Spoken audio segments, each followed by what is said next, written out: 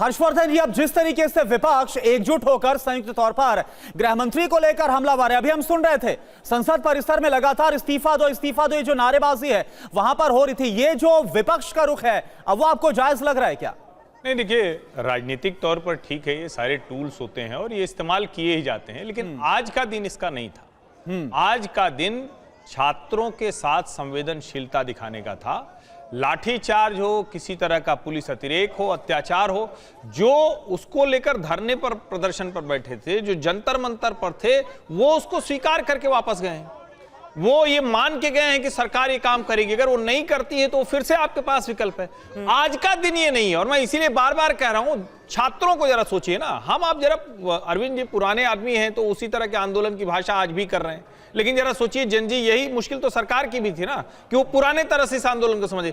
वो जनजी जब देख रहा होगा कि विपक्ष इस तरह की नारेबाजी कर रहा, उसको हमारे पेपर लीक से कोई मतलब नहीं, उसको शिक्षा व्यवस्था सुधरे इससे कोई मतलब नहीं। सरकार ने जब इसके लिए कह दिया, बाकायदा प्रधानमंत्री ने बता दिया, कमेटी बन गई, बिल आना है, और अगर तब विपक्ष कर रहा है तो ये विशुद्ध रूप से विश्वासघात है उन छात्रों के साथ जिनको लेकर राहुल गांधी बात कर रहे हैं। विपक्ष अगर नहीं खड़ा होता तो सरकार छात्रों की और पिटाई करती। नहीं, बिल्कुल नहीं, ये इससे बड़ा भ्रम कुछ नहीं। नहीं, ये नहीं। 100 MP अगर दिल्ली नहीं होता और अपोजिशन नहीं खड़ा होता, ऐसा कुतर्क है जो राहुल गांधी गए, राहुल गांधी के साथ लोग नहीं खड़े। देखा है कि क्या राहुल गांधी ने छात्र आंदोलन को ध्वस्त करने की कोशिश की, जंतर मंतर नहीं गए, अलग से अपना खेमा खोल लिया। शांति वाले प्रदर्शन के साथ सरकार ने कैसा व्यवहार किया ये सारी दुनिया ने देखा है, और तभी सरकार पीछे हुई है। तो इसलिए ये कहना कि विपक्ष पॉलिटिक्स कर रहा है, विपक्ष ना आया होता या 100 MP नहीं खड़े हुए होते तो सरकार वो जाने और कहां से गुंडे ले आके उनको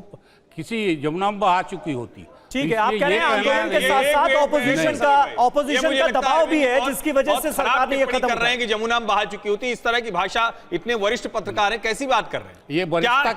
क्या ये सरकार ये ऐसा काम कर रही है? और जिस तरह से जंतर मंतर पर धरना प्रदर्शन हुआ, शांतिपूर्ण तरीके से हुआ, उनके ऊपर कोई लाठीचार्ज नहीं हुआ, जब तक आक्रामक उग्र प्रदर्शन नहीं हुआ, कुछ भी नहीं हुआ, और उसके बाद इस तरह की बात कहना कि, और मुझे लगता है ये तो अफवाह फैलाने जैसा, बैच के पुलिस वाले अफवाह फैलाने जैसा हुआ कि जमुना में बहा देते, ये कर देते। क्या मतलब आप छात्रों की सचमुच चिंता कर रहे हैं, या आपको लगता है कि एक बयान लेकर सारी दुनिया, हम लोगों को इससे बचना चाहिए? जिन चीजों को सारी दुनिया ने देखा है कि किस तरह से पुलिस वाले खड़े होकर गुंडों से पिटवा रहे हैं, वो इशू था, और उसको अगर सरकार एड्रेस करने की कोशिश करती ईमानदारी से कि उनकी पहचान की जा रही है, उनके खिलाफ एक्शन होगा और केसेस वापस होंगे, ये 2 स्टेप हैं।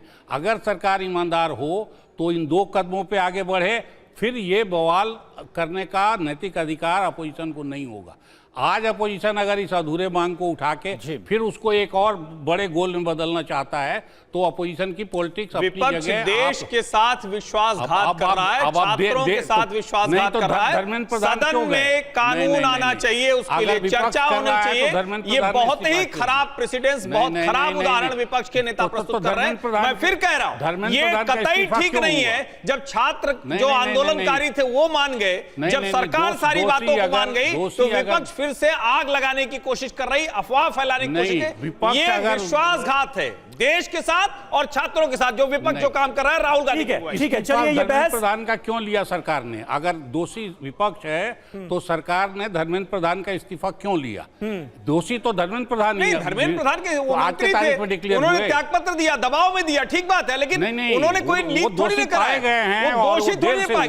फिर आप उसको हर्षवर्धन जी, सवाल अकाउंटेबिलिटी का भी तो है। दोषी है तभी तो इस्तीफा दिया है, कैसे? ठीक है हर्षवर्धन जी, अरविंद जी, थोड़ा से वक्त की भी कमी है, लेकिन सवाल मुझे लगता है सबसे बड़ा अकाउंटेबिलिटी का भी है, जिम्मेदारी तय करने का भी है, जो कि प्रोटेस्टर्स की भी एक बड़ी डिमांड रही थी।